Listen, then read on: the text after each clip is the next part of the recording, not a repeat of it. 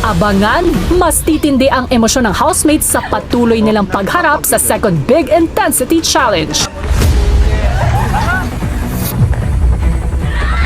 Pabida pa. Itong pinapagawa ni Kuya ay very critical kasi nakalaan dito yung aming lunch and dinner. Tapos ngayon ni Kuya ay may mga challenges siya, mga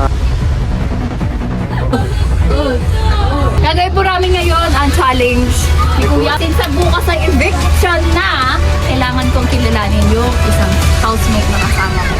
Which is kilala ko na siya. Siya ay napaka walang silbi. Evict na yan! ako ang housemate number 2. Hindi ko kailangan yung aking housemate na isa. Napakapabigat niya. Since eviction na bukas, wala na. I-vote niya siya. Ako pala si Ram. Iboboto ko po pala isa namin kasama ulit kanina, si Armando po. Dahil po less 3 points po sa kanya kasi 3 book na lang po yata natitira sa kanya.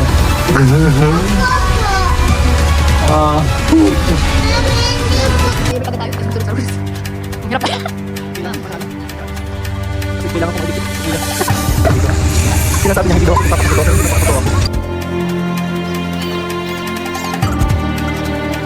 Para ano?